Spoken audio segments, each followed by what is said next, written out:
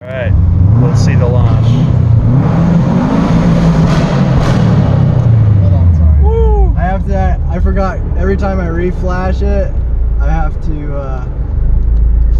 reset up my launch control. Oh. Uh-oh. Man's got the setup. The Cobb tuning setup.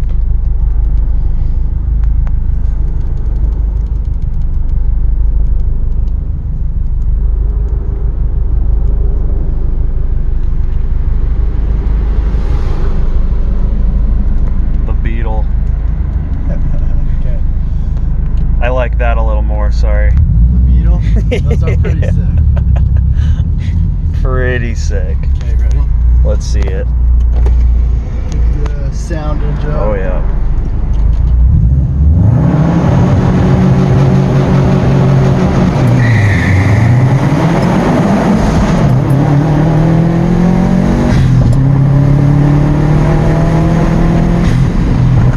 And that's 70. That's pretty nuts. There you go. Maybe you'll be able to do a 0 to 60 with that video, huh? Yeah, I'll see what it was. Yeah, those pops are super Yeah, I think that Beetle's a little quicker. Yeah, I got to the light first. Yeah, he got you on speed, that's for sure, man. And arrow, look at that. Yeah, I think you need to up your horsepower.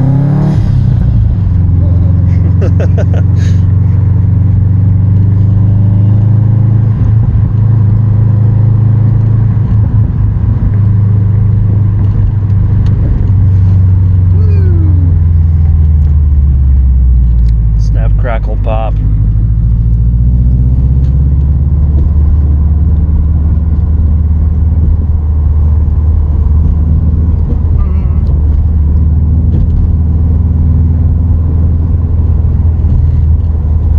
So we are currently in buddy of mine, Logan, his STI swapped Subaru Forester. What year is this? It was a 2004. 2004. So one of the earlier ones. Yeah, it's the first. So this is the first year that they had the Turbo Forester in the States. Okay, cool. Yeah. What year did the Forester come out? So the States have had the Forester since the mid 90s. Yep. And so those chassis are called the SF Forester.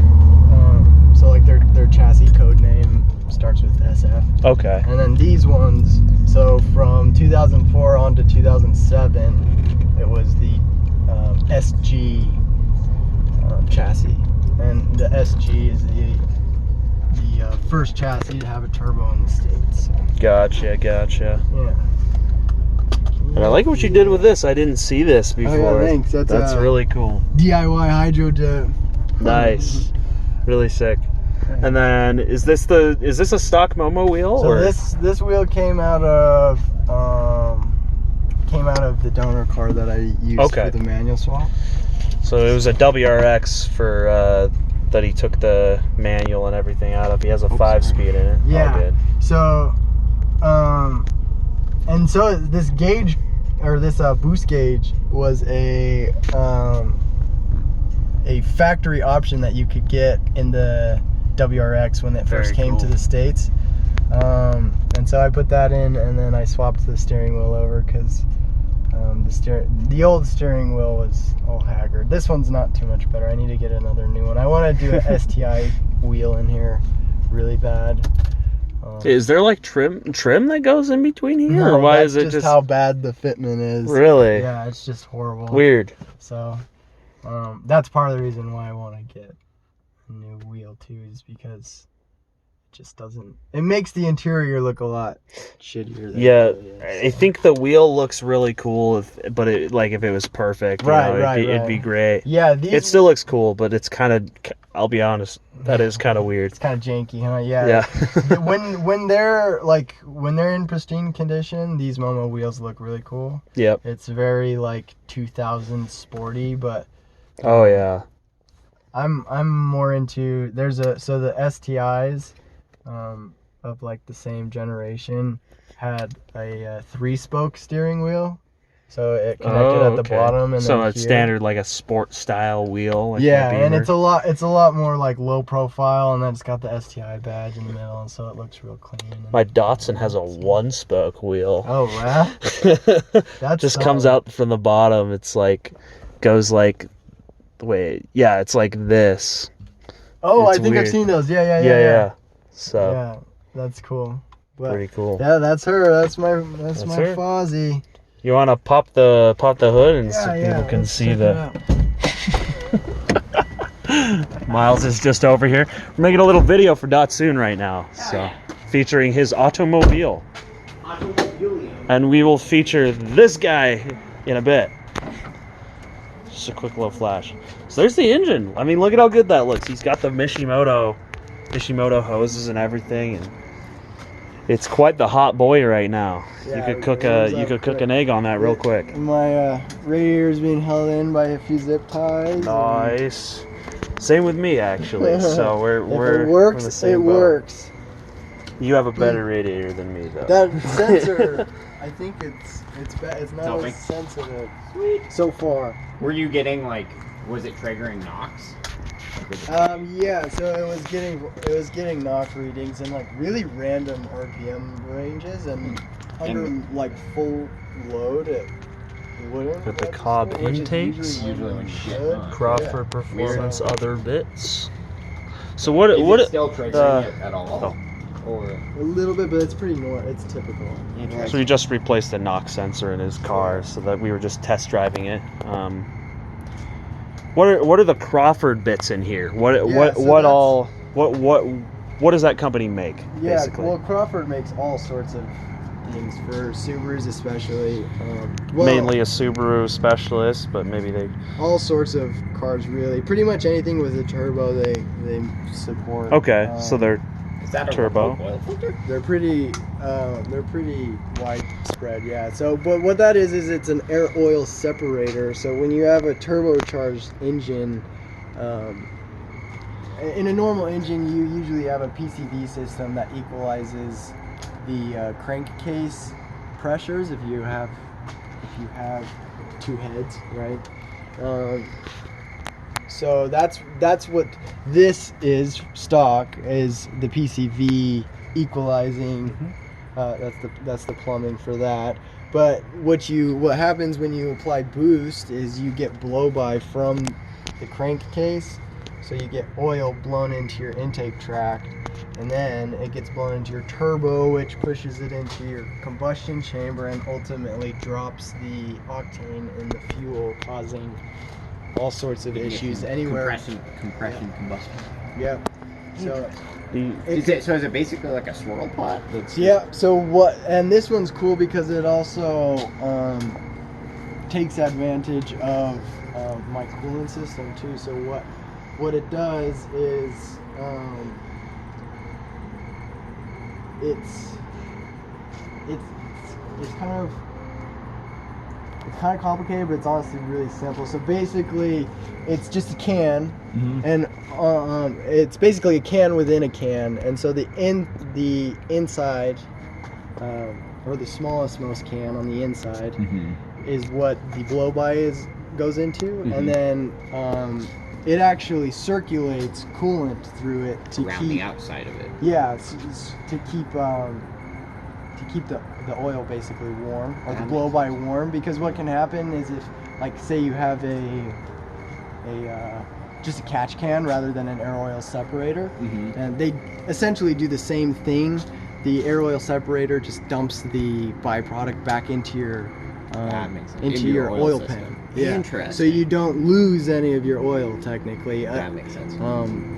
So basically, what the coolant helps with is keeping it warm so it can feed back. Yeah, so it doesn't condense and turn sense. into like a gassish state. That's cool. If it stays evaporated, it can work its way back into the system. So that's really neat. Yeah, it's pretty interesting, and this is the version 2, but they actually have a version 3 now that's supposedly even better than So that. what's the OE solution in that case? Or what do they do? Do they just use a PCV style? They just use a PCV system, and you get blow-by like a mother. And because I have forged pistons, I get piston slap when the car's cold because the pistons are small, right? And they have to expand. Yep. And so with my pistons being that fraction too small, yep. my rings are essentially too small as well until the motors warm up. Yep. And so I get even more blow by when the motor's cold. Interesting. And so built motors especially have to use that system. Yep. Interesting. So you really can't like get on this motor while it's cold.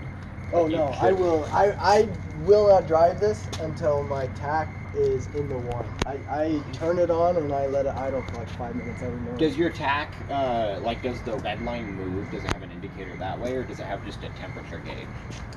Yeah, so it's just got your typical coolant temp gauge, and it's a very broad gauge, so it moves quickly up until about like 120 degrees, and then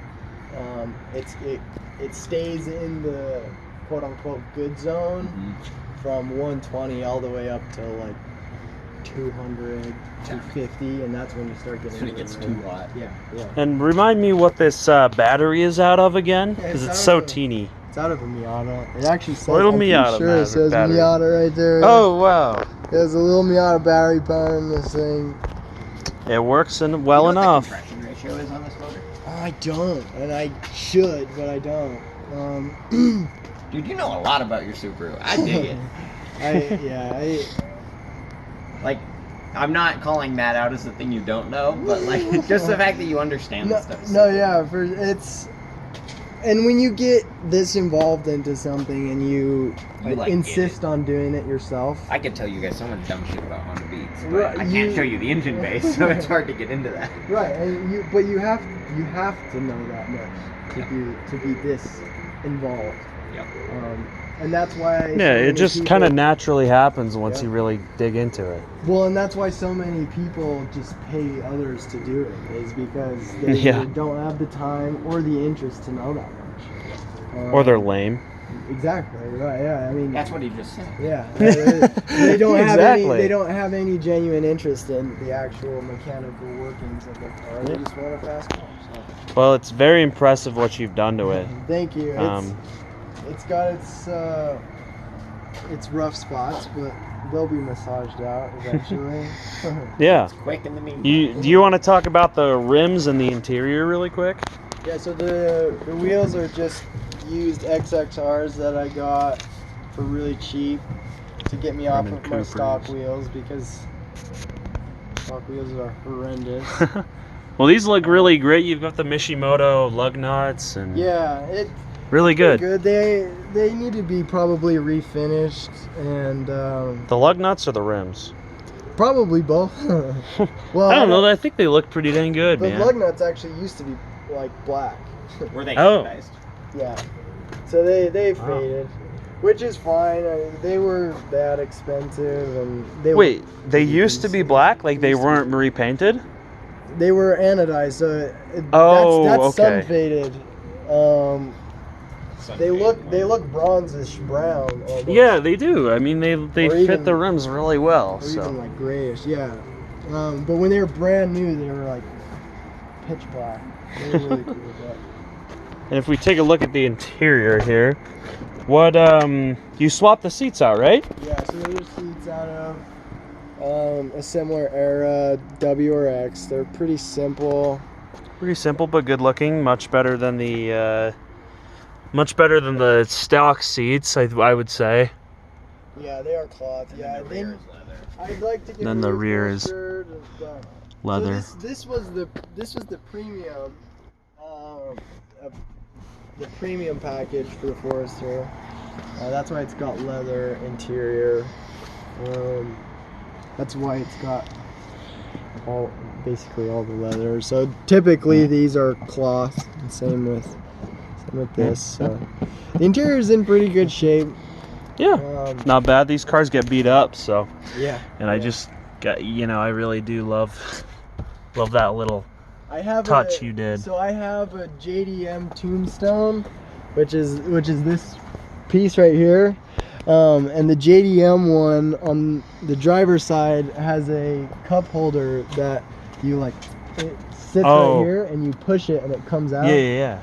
I really want to install that, but I'd have to, I'm trying to decide if it's probably is garbage. Like, because those are generally pretty... no, it's in pristine condition. Oh, no, I mean like the way that they make them. Yeah, I mean... Because I know just in any cars, well, almost all cars that have the fold-out ones, they just aren't that efficient. Just for the fact that those are super rare. And and it has it, and very, like, very JDM, because only the Japanese Foresters came with them. Well, it's the initial decup holder. Yeah, exactly. Yeah. So that is very JDM. I might install that if I decide to hydro dip it to match, but yeah. I also don't know if I want to ruin a JDM part with a custom paint. So well, we'll see, you know. Yeah, exactly. Time will tell. I love that you put the STI badge on it. I didn't notice that before. Oh yeah, thanks.